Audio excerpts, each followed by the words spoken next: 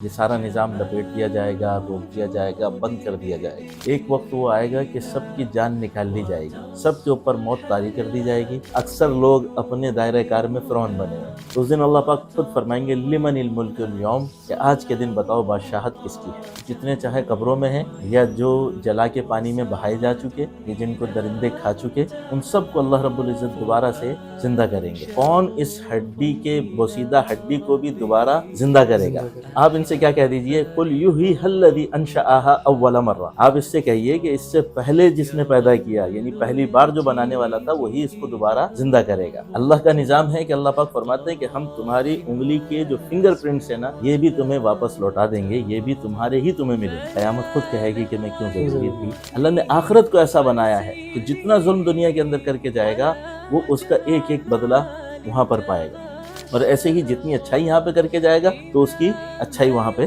پائے گا۔ حضور صلی اللہ علیہ وسلم نے فرمایا کہ میری امت کا وقت جو ہے وہ ایسا ہوگا جیسے عصر سے مغرب کا وقت، اور بہت قریب، بہت شارٹ ٹائم ہے قیامت میں اور حضور صلی اللہ علیہ وسلم کی امت کے درمیان میں۔ اور ایسے فتنے نازل ہوں گے قیامت سے پہلے کہ ایک روایت میں حضور فرماتے ہیں کہ جیسے اندھیری رات ہوتی ہے، سود عام ہو جائے گا، شراب عام ہو جائے گی، اولاد نافرمان بن جائے گی، بے حیائی عام ہو جائے گی، گھر گھر میں فتنے داخل ہوں گے، گھر گھر میں ناچ گانا عام ہو جائے گا۔ پھر ایک دابۃ الارض نکلے گا، ایک جانور نکلے گا زمین سے، اور اس کے ہاتھ میں ایک عصا ہوگا اور ایک ہاتھ میں انگوٹھی ہوگی، اور وہ انسانوں سے انسان کی زبان میں بات کر رہا ہوگا۔ السلام علیکم، میں ہوں عبد الرحمن اور آپ دیکھ رہے ہیں پوڈیفائی بائی شعیب۔ انسان کی زندگی اتنی تیز ہوتی جا رہی ہے، اتنی تیز ہو گئی ہے کہ سال جو ہے مہینے جو ہے ہفتوں کے اندر، اور ہفتے جو ہے دنوں کے اندر تبدیل ہوتے ہوئے جا رہے ہیں، اور دن چند گھنٹوں کے رہ گئے۔ آج جمعہ پڑھ کے آؤ، پچھلا جمعہ ایسے لگتا ہے کہ ابھی 2 دن پہلے ہی پڑھا تھا۔ عیدیں اتنی قریب ہو گئی ہیں کہ ابھی عید گئی تھی، دوبارہ عید کی تیاری شروع ہو رہی ہے۔ تو مطلب سال اتنی جلدی جلدی گزر رہے ہیں کہ ہمیں سمجھ میں نہیں آ رہا کہ دنیا اتنی تیز کیوں جا رہی ہے۔ کیا دنیا اتنی ہی تیز چلتی رہے گی یا اس نے کہیں رکنا بھی ہے؟ اگر رکنا ہے تو کب رکنا ہے، کیسے رکنا ہے، کہاں رکنا ہے؟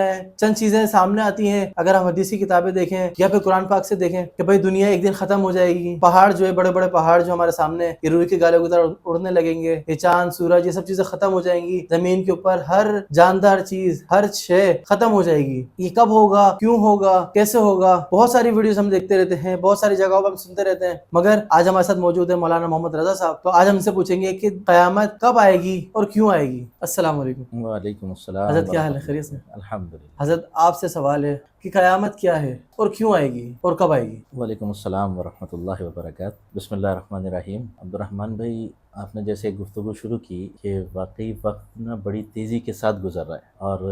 وقت میں انتہائی بے برکتی محسوس ہوتی ہے، اور یہ بات سچ ہے۔ سال ایسے ہو گئے ہیں جیسے مہینے، مہینے ایسے ہو گئے جیسے دن ایسے ہو گئے ہفتے، اور ہفتے واقعی دنوں میں اور دن گھنٹوں میں تبدیل ہو گئے۔ اب کیا یہ زندگی اسی طریقے سے دوڑتی رہے گی جیسے دوڑ رہی ہے، جیسے صبح شام گزر رہی ہے؟ آپ کی بات کو آگے بڑھاتے ہیں کہ معاملہ یہ ہے کہ اس سب نظام کو ایک وقت میں، ایک معین وقت کے اندر اللہ رب العزت دھرم بھرم کر دیں گے۔ یہ سارا نظام لپیٹ دیا جائے گا، روک دیا جائے گا، بند کر دیا جائے گا۔ بلکہ قرآن تو یوں کہتا ہے کہ اذا زلزلت الارض زلزالہا، قیامت کو جو قرآن بتاتا ہے۔ بلکہ آپ نے پہلے جو سوال کیا کہ قیامت ہے کیا، تو اگر عام لفظوں میں کہا جائے، عام طور پر سمجھنے کی بات یا سمجھانے کے لیے کہا جائے، تو قیامت حقیقت میں ایک وقت وہ آئے گا کہ جس وقت تمام جاندار، چاہے وہ انسانوں کی شکل میں ہو، چاہے وہ جنات کی شکل میں ہو، چاہے وہ فرشتوں کے روپ میں ہو، چاہے کسی بھی جاندار کی شکل میں ہیں، ایک وقت وہ آئے گا کہ سب کی جان نکال لی جائے گی، سب کے اوپر موت طاری کر دی جائے گی۔ یہاں تک کہ جو ساتوں آسمان کے فرشتے وہ بھی، جو حاملین عرش ہیں وہ فرشتے کہ جنہوں نے اللہ کے عرش کو اٹھا رکھا ہے وہ بھی، اور جو اللہ کے 4 مقرر فرشتے ہیں، جبرائیل، میکائیل، اسرائیل، اسرافیل، یہ چاروں فرشتے بھی اپنی جان اللہ کے سپرد کریں گے، اپنی روح کو اللہ کے حوالے کریں گے۔ یہ قیامت کا پہلا مرحلہ ہوگا۔ اس کو قیامت کہا، یہ پہلا مرحلہ ہے کہ جس میں ساری کوئی جاندار اللہ کے عرش کے نیچے باقی نہیں بچے گا، اور اس وقت اللہ رب العزت فرمائیں گے لمن الملک اليوم، اب بتاؤ آج کے دن بادشاہت کس کی ہے۔ اللہ، اور ساری کائنات کے اندر پھر کوئی ہوگا ہی نہیں جو کہہ سکے کہ ہماری بھی کوئی بادشاہت ہے، ہماری بھی کوئی حیثیت ہے۔ آج تو ہم دیکھیں ہر آدمی اپنے دائرہ کار میں بادشاہ بنا ہوا ہے۔ بالکل ایسے ہی۔ جس کا جہاں دائرہ ہے وہ اس دائرے کے اندر اپنے آفس میں، اپنی کمپنی میں، اپنی ریاست میں، جہاں جس کا اثر و رسوخ ہے وہ وہاں کا بادشاہ بنا ہوا ہے۔ بادشاہ اس نہیں، دن کچھ تو فرعون بھی بنے گا۔ بس وہ لفظ میں نہیں کہنا چاہ رہا تھا، آپ نے کہہ دیا۔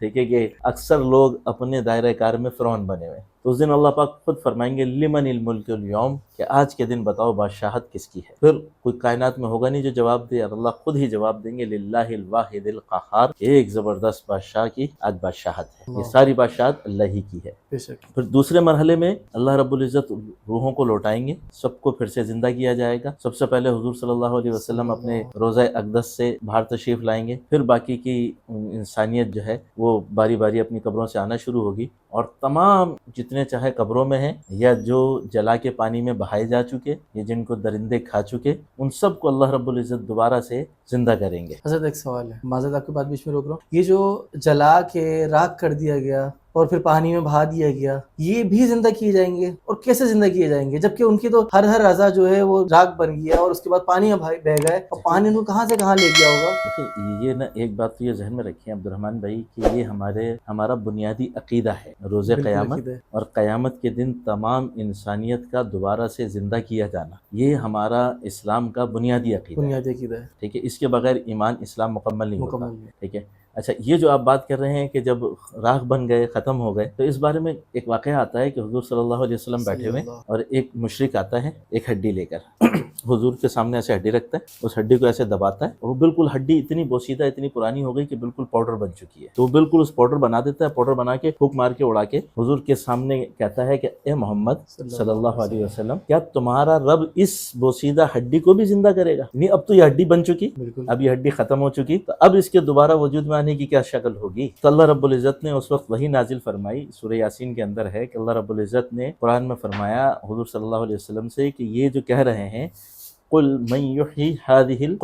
العظام وهي رمیم، جو یہ کہہ رہا ہے نا من يحيي العظام وهي رمیم، کون اس ہڈی کے بوسیدہ ہڈی کو بھی دوبارہ زندہ کرے گا؟ آپ ان سے کیا کہہ دیجئے قل يحييها الذي انشأها اول مرہ، آپ اس سے کہیے کہ اس سے پہلے جس نے پیدا کیا، یعنی پہلی بار جو بنانے والا تھا وہی اس کو دوبارہ زندہ کرے گا۔ یعنی جب اللہ نے پہلی دفعہ بنایا تھا اس وقت تو بوسیدہ ہڈی بھی نہیں تھی،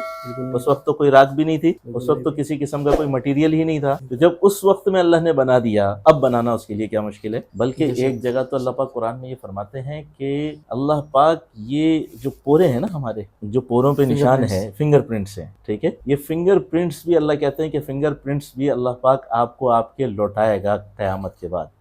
یعنی جو آپ کے ہاتھ پیر آپ ہی کو ملیں گے، آپ کی شکل و صورت آپ ہی کو ملے گی۔ ایسا نہیں ہوگا کہ قبر سے اٹھایا تو کسی کی آنکھیں کہیں لگ گئیں اور کسی کے کان کہیں لگ گئے، کسی کی زبان کسی کو دے دی، کسی کی عقل سمجھ شعور کہیں اور چلی گئی۔ ہر وہ انسان قیامت کے دن اٹھے گا نا، بالکل۔ حضرت آدم علیہ السلام سے لے کے قیامت تک اربوں، 4 ارب 5 ارب کے قریب تو انسانیت اس وقت زمین پہ موجود ہے۔ اس سے پہلے کا جو وقت گزرا، قیامت تک کتنے لوگ آئیں گے، وہ سب جب قیامت میں اٹھیں گے تو سسٹم تو اگر انسان کا بنایا ہوا ہو تو بکھر جائے گا، ہینگ ہو جائے گا، ٹھیک ہے؟ اللہ کا نظام ہے کہ اللہ پاک فرماتے ہیں کہ ہم تمہاری انگلی کے جو فنگر پرنٹس ہیں نا، یہ بھی تمہیں واپس لوٹا دیں گے، یہ بھی تمہارے ہی تمہیں ملیں گے، اللہ، ٹھیک ہے؟ تو ایک تو یہ آپ کا سوال ہوا کہ بھئی قیامت کیا ہے، اور دوسرا سوال آپ نے جو کیا قیامت کیوں آئے گی؟ قیامت کیوں آئے گی، ٹھیک ہے؟ قیامت ہے کیوں؟ ایک مقولہ مشہور ہے کہ قیامت خود کہے گی کہ میں کیوں ضروری تھی، سنا ہوگا آپ نے؟ بالکل سنا ہے۔ قیامت خود کہے گی کہ میں کیوں ضروری تھی۔ تو قیامت ضروری ہے، اللہ نے ایک نظام بنایا ہے کہ جس کے تحت جو نیک اعمال کرنے والے ہیں ان کو ان کا بدلہ دیا جائے، جو برے اعمال کرنے والے ہیں ان کو ان کا بدلہ دیا جائے، ان کا بدلہ دیا جائے۔ وَمَن يَعْمَلْ مِثْقَالَ ذَرَّةٍ شَرًّا يَرَهُ وَمَن يَعْمَلْ مِثْقَالَ ذَرَّةٍ خَيْرًا يَرَهُ، ٹھیک ہے؟ وَمَن يَعْمَلْ مِثْقَالَ ذَرَّةٍ خَيْرًا يَرَهُ وَمَن يَعْمَل مِثْقَالَ ذَرَّةٍ شَرًّا يَرَهُ، ٹھیک ہے؟ کہ جو ذرہ برابر نیکی کر کے آئے گا اللہ اس کا بھی بدلہ دیں گے، اور جو ذرہ برابر برائی کر کے آئے گا اس کو بھی اس کا بدلہ دیا جائے گا۔ بعضوں نے یہ جو ذرہ ہے نا، ذرہ، اس کی بھی بڑی تحقیق کی کہ ذرہ کسے کہا جاتا ہے۔ بعضوں نے یہ کہا، مفسرین نے، کہ ہم بعض دفعہ ایسے دیکھتے ہیں کہ دھوپ کی ایک کرن نکلتی ہے، اس کرن میں ہمیں ذرات اڑتے ہوئے جو نظر آتے ہیں، فرمایا اس کو ذرہ کہا جاتا ہے۔ جو نظر نہیں آتا ہے ہم آنکھ سے، جو ہمیں آنکھ سے نظر آ رہا ہوتا ہے، جو دھوپ میں کرن میں نظر آتا ہے، بعضوں نے اس کو ذرہ کہا۔ بعضوں نے کہا کہ ذرہ کہتے ہیں جو چونٹی ہم دیکھتے ہیں، چونٹی جو ہم دیکھتے ہیں، اس چونٹی کا جو انڈا ہوتا ہے، اس انڈے میں سے نکلنے والا جو بچہ ہوتا ہے، اس بچے کا جو سر ہوتا ہے، چونٹی کا انڈا، انڈے سے میں جو چونٹی کا بچہ ہے اس کا جو سر ہے، فرمایا اس کو ذرہ کہا جاتا ہے، یعنی جو سب سے آخری درجے کا پارٹیکل جس کو ہم کہیں گے وہ ذرہ، جو آخری پارٹیکل ہو،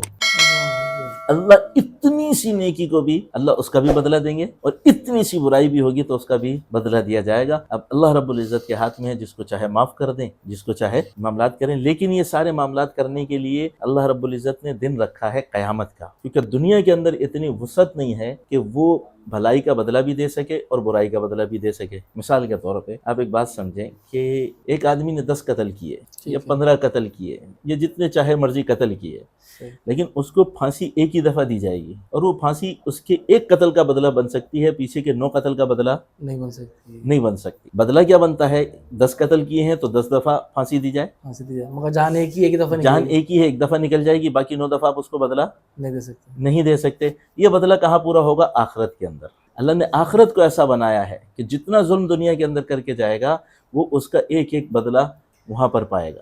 اور ایسے ہی جتنی اچھائی یہاں پہ کر کے جائے گا تو اس کی اچھائی وہاں پہ پائے گا، اور اسی کو یوم الدین کہا جاتا ہے یا یوم الدین کہا جاتا ہے کہ بدلے کا دن ہے۔ قیامت کو حقیقت میں وہ جو پہلے جو قیامت کی سختی بیان کی جاتی ہے، وہ سختی اس لیے بیان کی جاتی ہے کہ جہاں سارا نظام کائنات کا دھرم بھرم ہوگا، اور پھر اس کے بعد یہ بدلے کا دن ہے، تو اس میں اچھائی کرنے والے کامیاب ہوں گے، جنہوں نے ظلم کیے، ناانصافیاں کی اور اللہ کے احکامات کو توڑا، وہ اس دن اپنے انجام کو پائیں گے۔ اچھا، یہ تو ہو گئی ساری بات نا کہ قیامت میں کیا ہونا ہے، کیا ہوگا۔ اب یہ بتائیں کہ قیامت آج کل کی زندگی کے ہم دیکھ رہے ہیں کہ بھائی بہت ساری علامتیں ایسی ہیں جو اللہ کے نبی صلی اللہ علیہ وسلم نے بتائیں، وہ بہت ساری پوری ہوتی جا رہی ہیں، مگر آج جو ہم دیکھتے ہیں لوگوں کو کہ بہت بڑے بڑے فلاسفر بن کے بیٹھے ہیں، اپنے آپ کو جو اسکالرس کہتے ہیں، وہ کہتے ہیں قیامت میں آنے میں 80 سال بچے ہیں، کوئی کہتا ہے 90 سال بچے ہیں، کوئی کچھ کہتا ہے، کوئی کچھ کہتا ہے۔ آپ کیا کہتے ہیں کہ حدیث کی روشنی میں ہمیں کچھ بتائیں کہ قیامت آئے گی کب؟ عبد الرحمن بھائی، قیامت کے بارے میں معاملہ یہ ہے کہ قیامت کے آنے کا حقیقی علم کائنات میں کسی کے پاس نہیں ہے، کسی کے پاس نہیں، کسی کے پاس نہیں ہے۔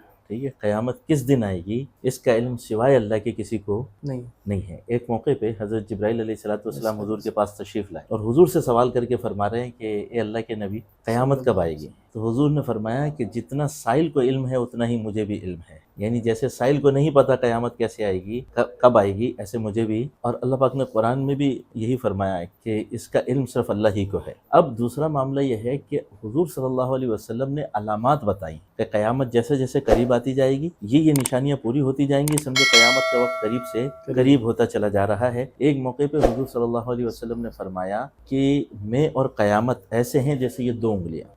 2 انگلیوں کو حضور نے جمع فرمایا، ٹھیک ہے، ایسے فرمایا جیسے میں اور قیامت ایسے ہیں جیسے یہ 2 انگلیاں، جیسے یہ 2 انگلیاں آپس میں ملی ہوئی ہیں، ایسے میں اور یعنی میری امت اور میری نبوت کے بعد قیامت بالکل ایسے ساتھ ہے، یعنی درمیان کے اندر اب نہ کسی اور امت نے آنا ہے نہ کسی اور وقت نے آنا ہے، بس بہت قریب، بہت شارٹ ٹائم ہے قیامت میں اور حضور صلی اللہ علیہ وسلم کی امت کے درمیان میں۔ اور حضور صلی اللہ علیہ وسلم نے فرمایا کہ پچھلی امتوں کا وقت ایسا ہوتا تھا جیسے فجر سے ظہر کا، ظہر سے عصر تک کا، ان نمازوں میں وقت زیادہ ہے۔ حضور صلی اللہ علیہ وسلم نے فرمایا کہ میری امت کا وقت جو ہے وہ ایسا ہوگا جیسے عصر سے مغرب کا وقت، عصر سے مغرب کا وقت، جی، دن کے اندر عصر سے مغرب کا وقت جیسے مختصر سا ہوگا، ایسے ہی میری امت کا وقت بھی مختصر ہی ہوگا۔ پچھلی جو امتیں تھیں نا وہ ہزاروں سال کی زندگیاں گزارتی، لیکن حضور صلی اللہ علیہ وسلم کی جو امت ہے اس کی زندگی بھی مختصر ہے، اس کی عمر بھی مختصر ہے، اور اس امت کا دورانیہ بھی مختصر ہے۔ حضور صلی اللہ علیہ وسلم نے جو علامات بتائیں ان میں چند ایک تو ایسی تھیں جن کو کہا جاتا ہے علامات بعیدہ، جو بہت شروع میں ہی اسلام کے دور کے اندر ہی پوری ہو گئی، جن میں سے ایک حضور صلی اللہ علیہ وسلم نے فرمایا کہ میری نبوت یعنی حضور صلی اللہ علیہ وسلم کا نبی بننا یہ بھی قیامت کے قریب آنے کی نشانی ہے، کیونکہ اب ان کے بعد کسی نبی نے نہیں آنا۔ اور پھر حضور صلی اللہ علیہ وسلم نے فرمایا کہ میرا دنیا سے پردہ فرمانا یہ بھی قیامت کے علامات قیامت میں سے ہے، ٹھیک ہے۔ اچھا، پھر ایک موقع پہ حضرت عمر رضی اللہ تعالیٰ عنہ تشریف فرمائے اور حضرت حذیفہ بن یمان ایک صحابی ہیں۔ اچھا، ان کے بارے میں آپ کو بتاتا چلوں، ان کا تذکرہ نا علامات قیامت میں، قیامت کے واقعات کے اندر یا قیامت کی پیشن گوئیوں میں ان کا تذکرہ زیادہ آتا ہے۔ حضرت حذیفہ بن یمان کا، وہ کہتے ہیں کہ میں حضور صلی اللہ علیہ وسلم سے زیادہ سوالات جو ہے وہ شر کے متعلق کیا کرتا تھا، باقی صحابہ حضور سے خیر پوچھا کرتے تھے اور میں شر پوچھا کرتا تھا، کیونکہ میں ڈرتا تھا کہ کہیں ایسا نہ ہو کہ میں کسی برائی کے اندر مبتلا کر دیا جاؤں، تو میں حضور صلی اللہ علیہ وسلم سے فتنوں کے بارے میں پوچھا کرتا تھا۔ اور پھر حضور صلی اللہ علیہ وسلم نے احادیث میں فرمایا کہ قیامت سے پہلے فتنے نازل ہوں گے، اور ایسے فتنے نازل ہوں گے قیامت سے پہلے کہ ایک روایت میں حضور فرماتے ہیں کہ جیسے اندھیری رات ہوتی ہے اور اندھیری رات میں جو ٹکڑے آتے ہیں، یعنی ٹکڑوں کا مطلب کہ اندھیری رات میں بعض وقت ایسا آتا ہے کہ رات بھی اندھیری ہو، پھر اس پہ بھی بادل اور زیادہ مزید گہرے ہو جائیں، تو اس اندھیری رات میں آپ باہر نکلیں تو کچھ دکھائی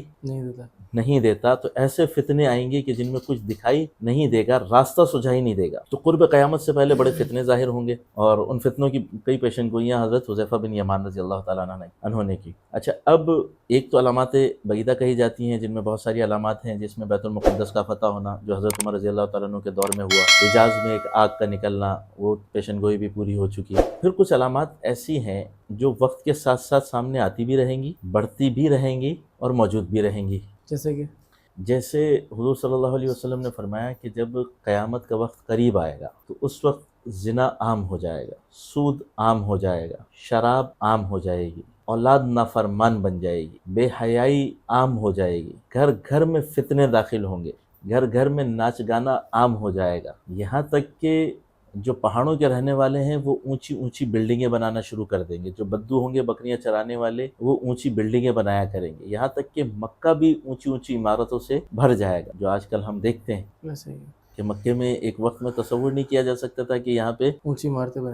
عمارتیں بنی ہوئی ہیں۔ آج اس شہر میں ایسی عمارتیں ہیں کہ آپ کے پاکستان کا کوئی شہر ایسا شاید اتنی عمارتیں پاکستان کی کسی شہر میں نہ ہو جتنی مکے میں، اور مکہ حالانکہ رقبے کے اعتبار سے بہت چھوٹا شہر ہے۔ تو ایسی بہت ساری علامات سامنے آتی بھی رہتی ہیں اور آتی بھی رہیں گی جو چھوٹی چھوٹی علامات کہلاتی ہیں۔ اچھا، اس کے بعد علامات قریبہ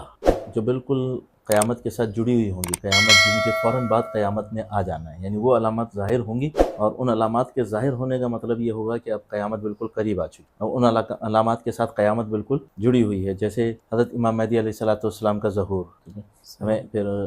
حضرت امام مہدی علیہ السلام کا ظہور ہو گیا، دجال کا ظہور ہو گیا، پھر حضرت عیسیٰ علیہ السلام کا نزول، وہ انشاءاللہ موقع ملا تو ہر ایک پہ پھر تفصیل سے بات کریں گے کہ امام مہدی علیہ السلام کا ظہور کہاں پر ہوگا، کیسے ہوگا، کن حالات میں ہوگا، مسلمانوں کے حالات کیا ہوں گے، ان کے آنے سے مسلمانوں کو کیا فائدہ ہوگا، اس وقت کے مسلمان کس طرح سے پھر سروائیو کریں گے، اور پھر جب دجال نکلے گا تو اس وقت کے کیا حالات ہوں گے، جب دجال کا ظہور ہوگا تو پھر اس وقت کے کیا حالات ہوں گے، اس وقت مسلمانوں کی کیا پوزیشن ہوگی، اس وقت جو دجال کا ساتھ دینے والے ہوں گے ان کے کیا معاملات ہوں گے، اور دجال کے پاس کتنی طاقت، قوت، اختیارات ہوں گے، یہ ساری چیزیں پھر انشاءاللہ